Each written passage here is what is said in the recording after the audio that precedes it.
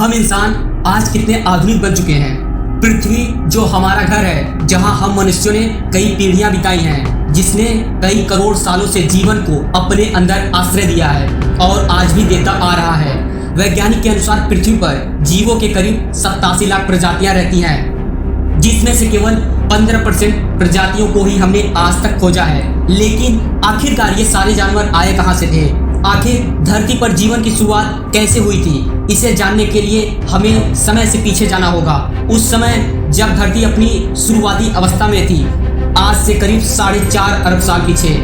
आज से करीब 4.5 अरब साल पहले चट्टान का एक विशाल सा गोला जो तारे का चक्कर लगा रहा था, इस पर जीवन का नामो निशान तक नहीं था। इस वक्त पृथ्वी पर लगातार आसमान से छोटे छोटे चट्टानों की बारिश हो रही थी।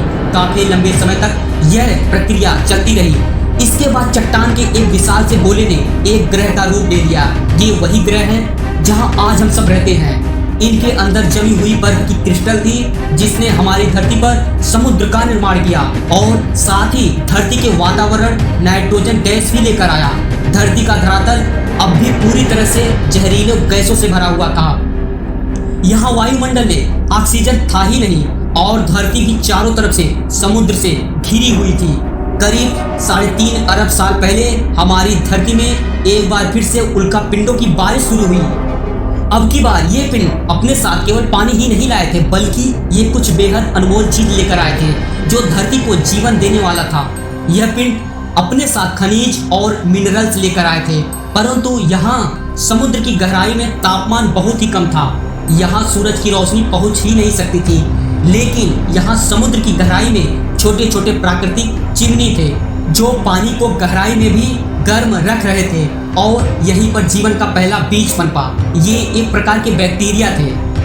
ये बैक्टीरिया समुद्र में बहुत तेजी से बढ़ने लगे। अब ये पानी में पूरी तरह से इन सूक्ष्म एक कोशिकीय जीवों से भर गया था। आज से करीब 3.5 अरब साल पहले समुद्र के अंदर इन बैक्टीरिया की संख्या इतनी बढ़ गई थी कि यह आपस में जुड़कर पत्थरों जैसे संरचनाओं में बदल गए थे। ये एक चट्टान अपने आप में बैक्टीरिया की एक पूरी बस्ती थी। ये बैक्टीरिया सूरज की रोशनी को भोजन में बदलते थे। इन सूक्ष्म जीवों ने धरती पर एक सबसे अनमोल चीज का निर्माण किया, जो कि धरती पे जीवन पनपने के लिए सबसे महत्वपूर्ण था और वास्तव में इसके बिना धरती पर कोई जीव जीवित नहीं रह पाता। करीब 2 अरब साल तक पृथ्वी के वायुमंडल में ऑक्सीजन की मात्रा लगातार बढ़ती रही। धरती पर केवल छोटे छोटे द्वीप थे जो चारों तरफ से पानी से घिरे हुए थे, मगर अब धरती के कष्ट में हलचल होने लगी थी। इससे धरती की सतह कई सारे टुकड़ों में टूट गई। इस वक्त धरती की तापमान 30 डिग्री सेल्सियस और धरती का एक दिन 18 घंटों का था। मगर अब समय के साथ साथ यहाँ परिस्थितियां बदलने वाली थी। आज से करीब 75 करोड़ साल पहले धरती की रूपरेखा बदल रही थी। अब धरती इन कार्बन डाइऑक्साइड के घने बादलों से घिर चुका था। इन बादलों से लगातार अम्लीय वर्षा होने लगी, जो इस बारिश के पानी के साथ साथ बरस रहे थे। इससे वायुमंडल में कार्बन डाइऑक्साइड की मात्रा में भारी कमी हो गई और अब धरती का वायुमंडल सूरज की गर्मी को रोकने के लिए काबिल नहीं रह सका। इससे धरती का तापमान बहुत तेजी से कम होने लगा। समय के साथ साथ वायुमंडल में कार्बन डाइऑक्साइड की मात्रा फिर से बढ़ने लगी और पृथ्वी का तापमान फिर से बढ़ने लगा।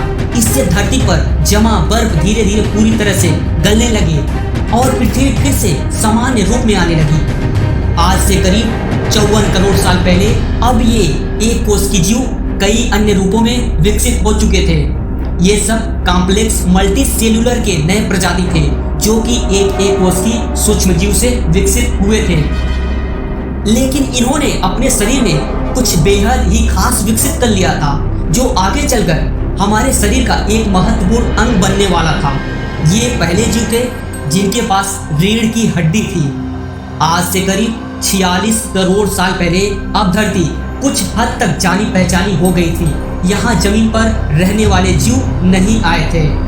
समुद्र में रहने वाली मछली टिकटैली, जिसने पहली बार समुद्र से बाहर आने का निर्णय लिया, इसने अपनी फैंस का इस्तेमाल पैरों को रूप में किया और समय के साथ साथ ये जमीन पर ज्यादा देर तक रहने लगा, जिससे इसके अंग काफी विकसित हो गए।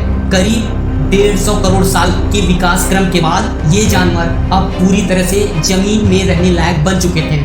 आज से करीब 36 करोड़ साल पहले ये पूरी तरह से विकसित हो गए थे और अब यह पूरी तरह जमीन पर रहने वाले जीव बन गए थे। ये वही जीव थे जो आगे चलकर डायनासोर में बदल गए। यहाँ से एक नई प्रजाति की शुरुआत हुई, लेकिन अब धरती का बुरा वक्त आने वाला था। समय के साथ साथ जीवों के विकास प्रक्रिया जारी रहेगी, लेकिन साथ ही धरती का वातावरण बहुत तेजी से बदल रहा था। एक बार फिर से ज्वालामुखी विस्फोट के कारण धरती का तापमान बहुत ही बढ़ गया था। इससे धरती पर बहुत ही बड़ा अकाल पड़ गया। इस अकाल में लगभग सारे पेड़ सूख गए और धरती पर जीवों की कुल 95% आबादी साफ हो गई। इस काल में 5% ही जीव जिंदा बच पाए, जिन्होंने जिंदा रहने के लिए कुछ भी खाना शुरू कर दिया और गर्मी से बचने के लिए जमीन के अंदर रहने लगे। और धरती पर जो 5% जीव बच गए थे वे अब विकसित हो चुके थे और एक बिल्कुल नए प्रजाति का जन्म हुआ था, जो आने वाले समय में धरती पर अपना शासन चलाने वाला था। वे थे डायनासोर। डायनासोर असल में उन्हीं 5% रेंगने वाले जीवों से विकसित हुए थे, जो उस काल में खुद को किसी प्रकार से बचा पाए थे। कुछ डायनासोर बहुत ही शांत स्वभाव के थे तो कुछ हिंसक थे।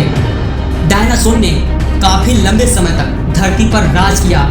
करीब 11 करोड़ साल तक ये धरती पर फल फूल रहे थे, पर इसके बाद क्या हुआ, सारे डायनासोर कहाँ लुप्त हो गए और इंसान कहाँ से आए, ये हम जानेंगे अगले वीडियो में। तो आज के लिए बस इतना ही। दोस्तों, अगर यह वीडियो अच्छी लगी हो तो आप हमारे इस चैनल को लाइक और सब्सक्राइब जरूर करें। और हाँ, यह वीडियो आपको कैसी लगी है आप हमें कमेंट बॉक्स में जरूर बताएं। हम मिलते हैं नेक्स्ट वीडियो में, तब तक के लिए धन्यवाद।